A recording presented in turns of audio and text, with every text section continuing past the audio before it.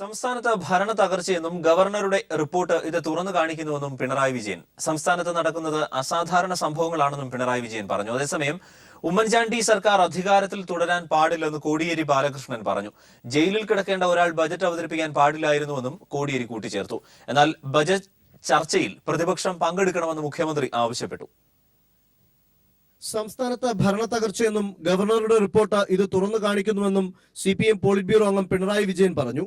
സംസ്ഥാനത്ത് നടക്കുന്നത് അസാധാരണ സംഭവങ്ങളാണെന്നും പിണറായി വിജയൻ കൂട്ടിച്ചേർത്തു. ഇത് ബജറ്റ് അവതരണമല്ല, ബജറ്റ് അവതരിപ്പിച്ചിട്ടില്ല. ബജറ്റിനോടൊപ്പം സാങ്കേതികമായി ചെയ്യേണ്ട കാര്യങ്ങളുണ്ട്. അത്തരത്തിലുള്ള ഒരു കാര്യങ്ങളും ചെയ്തിട്ടില്ല. അപ്പോ ഇതെല്ലാം ഭരണ തകർച്ച തന്നെയാണ് കാണിക്കുന്നത്. അതേസമയം ഉമ്മൻചാണ്ടി സർക്കാർ അധികാരത്തിൽ തുടരാൻ പാടില്ലെന്ന് പ്രതിപക്ഷ ഉപനേതാവ് കോടിയേരി ബാലകൃഷ്ണൻ പറഞ്ഞു. ജയിലിൽ കിടക്കേണ്ട ഒരാൾ ബജറ്റ് അവതരിപ്പിക്കാൻ പാടില്ലായിരുന്നുവെന്നും കോടിയേരി വ്യക്തമാക്കി.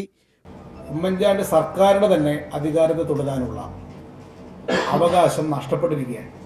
ജയിലിൽ കിടക്കേണ്ടുന്ന ഒരാൾ നിയമസഭയിൽ വന്ന് ബഡ്ജറ്റ് അവതരിപ്പിക്കാൻ പാടില്ല.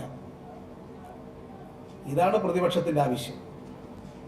ബഡ്ജറ്റ് അവതരണത്തിൽ നിന്ന് മാണിയെ മാറ്റി നിർത്തണം എന്ന് മാത്രമേ ഞങ്ങൾ ആവശ്യപ്പെട്ടിട്ടുള്ളൂ. എന്നാൽ ബജറ്റ് ചർച്ചയിൽ പ്രതിപക്ഷം പങ്കെടുക്കണമെന്ന് മുഖ്യമന്ത്രി ആവശ്യപ്പെട്ടു. പൂർണ്ണമായി വിശ്വാസം അർപ്പിച്ചുകൊണ്ട് അവർ സമീപിച്ച ഗവർണർ പറഞ്ഞിരിക്കുന്ന അവസരം അവർ പ്രയോജനപ്പെടുത്തണം. അവര് സഭയിൽ ചർച്ചയിൽ പങ്കെടുക്കണം. ഇത് സംബന്ധിച്ചുള്ള അവരുടെ നിർദ്ദേശങ്ങൾ അവർ സമർപ്പിക്കണം. നിശ്ചയമായും പ്രതിപക്ഷത്തെ കൂടി വിശ്വാസത്തിൽ എടുത്തുകൊണ്ടായിരിക്കും ബഡ്ജറ്റിന്റെ പ്രപ്പോസൽസ് ഫൈനലൈസ് ചെയ്യുന്നത്. ഗവർണറുടെ റിപ്പോർട്ട് കാര്യമാക്കേണ്ടെന്ന നിലപാടാണ് ആഭ്യന്തരമന്ത്രി രമേശ് ചെന്നിത്തലയുടേത്. വാച്ചൻവാർഡിനെതിരെ നടപടിയെടുക്കില്ലെന്നും രമേശ് ചെന്നിത്തല കൂട്ടിച്ചേർത്തു. അമ്മയ്ക്ക് അസുഖമായതുകൊണ്ടാണ് സഭയിൽ പങ്കെടുക്കാതിരുന്നതെന്ന് TN പ്രതാപൻ വ്യക്തമാക്കി. അമ്മയുടെ മുലപ്പാൽ കുടിച്ചവരും കേരള കോൺഗ്രസുകാരും സത്യാവസ്ഥ തിരിച്ചറിയണമെന്നും ലഡു വിതരണം തെറ്റായിപ്പോയെന്നും TN പ്രതാപൻ പ്രതികരിച്ചു. News desk. G. കാർത്തികേയൻ ഉണ്ടായിരുന്നുവെങ്കിൽ സമവായ ശ്രമം ഉണ്ടാകുമായിരുന്നു എന്നും ഔദ്യോഗിക ദുഃഖാചരണം നിലനിൽക്കെ സഭയിൽ ഭരണപക്ഷ MLA മാർ ലഡു വിതരണം ചെയ്തത് തെറ്റായിപ്പോയെന്നും കേരള ജനതയോട് മാപ്പ് ചോദിക്കുന്നുവെന്നും PC ജോർജ് പീപ്പിളിനോട് പറഞ്ഞു. വിതരണം ചെയ്ത് മൂന്നാം തരമായിപ്പോയി, മര്യാദകളായിപ്പോയി, തെറ്റായിപ്പോയി. ഏതോ ഒരു വിവരദോഷി കാണിച്ച മര്യാദകളാണത്. അത് ഏതെങ്കിലും മുഖ്യമന്ത്രിയോ അല്ലെങ്കിൽ ഉത്തരവാദിത്തപ്പെട്ട UDF നേതൃത്വക്കാരോ അറിഞ്ഞുകൊണ്ടല്ല, ഏതോ ഒരു വികാര ജീവി കൊണ്ട് കാണിച്ച മര്യാദകളാണത്. അത് ഞാൻ വളരെ പരസ്യമായിട്ട് ഗവൺമെന്റ് ചീഫ് തന്നെ ക്ഷമ ചോദിക്കുകയാണ്. നിങ്ങൾ ക്ഷമിക്കാം. അത് ഞാൻ ക്ഷമ ചോദിക്കും. ഒരു മടി എനിക്കുള്ള മര്യാദകളാണ്.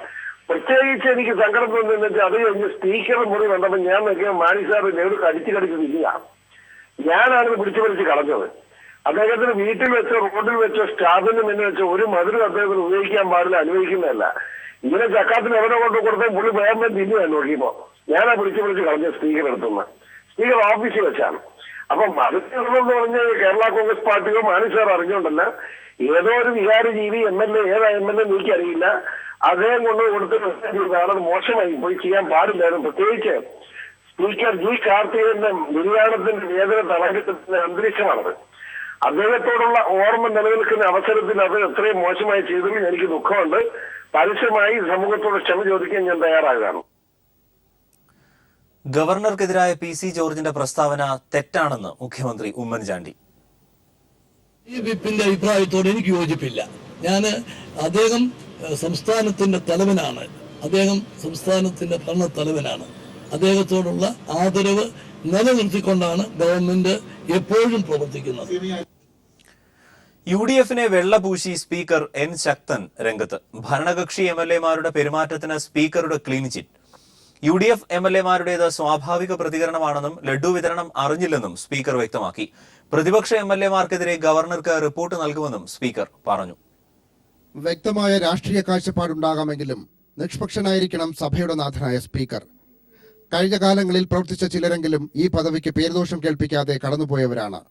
എന്നാൽ ഡെപ്യൂട്ടി സ്പീക്കർ സ്ഥാനത്തു നിന്ന് സ്പീക്കർ തലത്തിലേക്ക് സ്ഥാനക്കയറ്റം കിട്ടിയ N. ശക്തൻ UDF-ന് വേണ്ടി മാത്രം വാദിക്കുന്ന വക്താവായി മാറിയതോടെ ഗുരുതരമായ ചട്ടലംഘനമാണ് നടത്തിയിരിക്കുന്നത്. ബഡ്ജറ്റ് ദിവസം സഭയിലുണ്ടായ കോലാഹലങ്ങൾ പ്രതിപക്ഷത്തിന്റെ തലയിൽ കെട്ടിവെച്ച് ഭരണപക്ഷത്തെ രക്ഷിക്കാനുള്ള വാദമുഖങ്ങളാണ് സ്പീക്കർ ഓരോ പ്രതികരണങ്ങളിലും നടത്തിയത്. ഭരണപക്ഷാംഗങ്ങൾ സഭയിൽ കാട്ടിക്കൂട്ടിയത് സ്വാഭാവിക ചെറുത്തുനിൽപ്പിന്റെ ഭാഗമെന്നാണ് സ്പീക്കറുടെ വിശദീകരണം. ഭരണകക്ഷിയുടെ MLA-മാർ ആരെങ്കിലും പ്രതിപക്ഷ MLA-മാരുടെ സീറ്റിൽ പോവുകയോ അവരെ ഉപദ്രവിക്കുകയോ ചെയ്തോ? ചെയ്തില്ല. നിങ്ങൾ എന്തേ അത് കാണാത്തത്? പ്രതിപക്ഷ MLA-മാർ ഭരണകക്ഷി MLA-മാരുടെ അടുത്ത് പോയി അവരെ സീറ്റിൽ പോയാണ് ഉപദ്രവിച്ചത്. അപ്പൊ തിരിച്ചു ഉപദ്രവിച്ചിരിക്കാം, അത് സ്വാഭാവികമാണ്. അത് രണ്ടും ഒരുപോലെയല്ല. ജി കാർത്തികേയന്റെ മരണത്തെ തുടർന്ന് ഒരാഴ്ചത്തെ ദുഃഖമാചരിക്കുന്ന വേളയിൽ സഭയിൽ ലഡു വിതരണം ചെയ്ത് ആഹ്ലാദ പ്രകടനം നടത്തിയത് വിവാദമായിരുന്നു. എന്നാൽ തന്റെ മുമ്പിലും പിന്നെ മാധ്യമങ്ങളിലൂടെ നിരവധി തവണ പൊതുജനങ്ങളും ഈ ദൃശ്യങ്ങൾ ആവർത്തിച്ചു കണ്ടിട്ടും സ്പീക്കർ മാത്രം ഈ സംഭവം അറിഞ്ഞതേയില്ല. അവരെ ലഡ് വിതരണം നടത്തുന്നത് ഞാൻ കണ്ടില്ല. കാരണം എന്റെ ഫ്രണ്ടിലെ പ്രതിപക്ഷ MLA-മാർ കയറി അത് നിറഞ്ഞിരുന്നു. അവിടെ നടക്കുന്നത് എനിക്ക് എന്താണെന്ന് അറിയില്ല. വാച്ച് ആൻഡ് വാർഡിന്റെ പ്രവർത്തനങ്ങളിൽ പൂർണ്ണ തൃപ്തി അറിയിച്ച സ്പീക്കർ ചീഫ് മാർഷലിന്റെ വീട്ടിൽ കല്ലേറ് നടത്തിയതും സഭാ സംഭവങ്ങളുടെ പേരിൽ പ്രതിപക്ഷത്തെ പഴിചാരാനാണ് ശ്രമം നടത്തിയത്. ഇത്തരത്തിൽ ഒരു കക്ഷിക്ക് വേണ്ടി മാത്രം നിലകൊണ്ട് സ്പീക്കർ എൻ ശക്തൻ സ്വന്തം പദവിയെ ദുരുപയോഗം ചെയ്തിരിക്കുകയാണ്. V Jamineesh Kumar, news bureau, Thiruvananthapuram. സഭയിൽ സ്പീക്കർ പക്ഷപാതപരമായി പെരുമാറിയെന്നും ഇത് സംബന്ധിച്ച് പരാതി നൽകുമെന്നും വി ശിവൻകുട്ടി MLA പീപ്പിൾ ടിവിയോട് പറഞ്ഞു. മാർച്ച് 13-ാം തീയതി ബഡ്ജറ്റ് അവതരണ ദിവസം സഭയിൽ ഉണ്ടായ സംഭവവികാസങ്ങളെ സംബന്ധിച്ചിടത്തോളം ഞാൻ ആശുപത്രിയിൽ കിടന്നുകൊണ്ട് ഒരു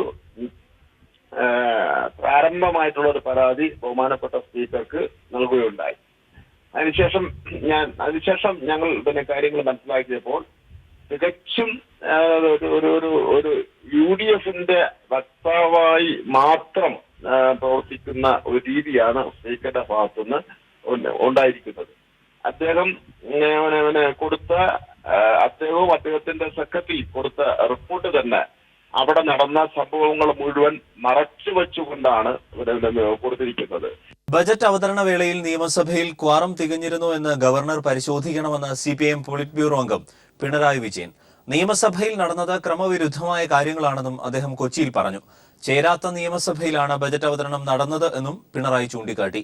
സംസ്ഥാനത്ത് ഭരണ തകർച്ച ഉണ്ടായിരിക്കുകയാണെന്നും അദ്ദേഹം കുറ്റപ്പെടുത്തി. ഇക്കാര്യം ഗവർണർക്ക് ബോധ്യപ്പെട്ടതിന്റെ അടിസ്ഥാനത്തിലാണ് പ്രസിഡന്റിന് റിപ്പോർട്ട് അയച്ചതെന്നും പിണറായി പറഞ്ഞു. അപ്പൊ യഥാർത്ഥത്തിൽ നിയമസഭയുടെ കോറമില്ലാത്ത നിയമസഭ, ബജറ്റ് അവതരണം എന്ന് പറഞ്ഞാൽ നിയമസഭയുടെ നടപടിക്രമം പാലിച്ചുകൊണ്ട് വേണം. ഇവിടെ അത്തരത്തിൽ നടപടിക്രമം പാലിച്ചിട്ടേ ഇല്ല. അപ്പോൾ നടപടിക്രമം പാലിക്കാതെയുള്ള ഒരു കാര്യമാണ് നടന്നിട്ടുള്ളത്. അപ്പോൾ നിയമസഭ ചേർന്നിട്ടില്ല, സ്പീക്കർ നിയമസഭയിൽ അദ്ദേഹത്തെ ക്ഷണിച്ചിട്ടില്ല. തീർത്തും ക്രമവിരുദ്ധമായ കാര്യങ്ങളാണ് നടന്നിട്ടുള്ളത്.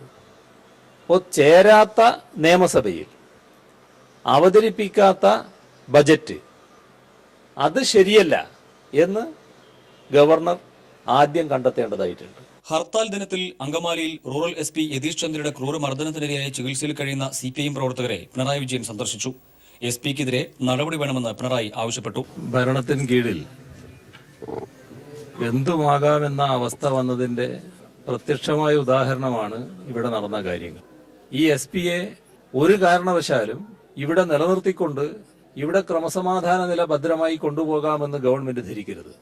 ഇടതുപക്ഷ ജനാധിപത്യ മുന്നണിയുടെ പ്രവർത്തകരെ ഭീകരമായി മർദ്ദിച്ചതിനെതിരെ ഈ ഉദ്യോഗസ്ഥനെതിരെ നടപടിയെടുക്കണം. CPIM Angamaly area secretary advocate KK Shibu, Saji Varghese, Lindo Antony, PV Mohanan, SFI Angamaly area president Ajith Krishna എന്നിവരാണ് SP-യുടെ മർദ്ദനത്തിനിരയായി ചികിത്സയിൽ കഴിയുന്നത്.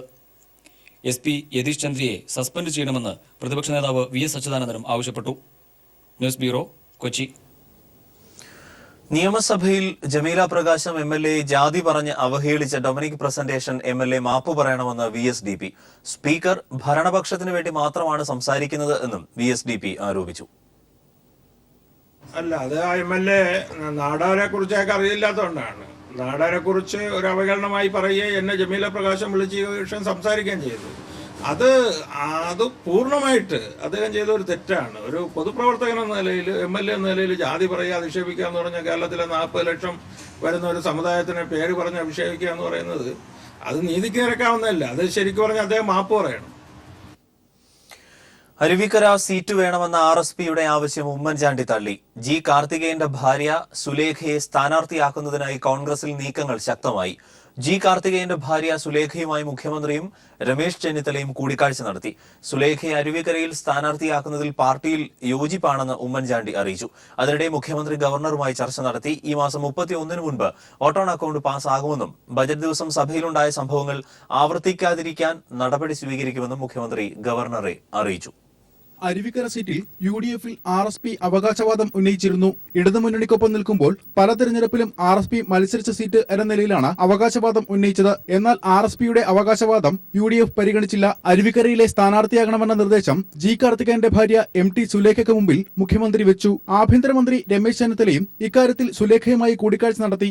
MT സുലേഖ അനുകൂലമായി പ്രതികരിച്ചിട്ടില്ലെന്നാണ് സൂചന. കാർത്തികേയന്റെ വിയോഗത്തിൽ സുലേഖയോടുള്ള സഹതാപം ചൂണ്ടിക്കാട്ടി RSPയുടെ എതിർപ്പ് മറികടക്കാനാകുമെന്നാണ് മുഖ്യമന്ത്രിയുടെയും UDF നേതൃത്വത്തിന്റെയും വിലയിരുത്തൽ. അന്തിമ തീരുമാനം അറിയിക്കാൻ MD സുലേഖ കൂടുതൽ സമയം ചോദിച്ചിട്ടുണ്ട്.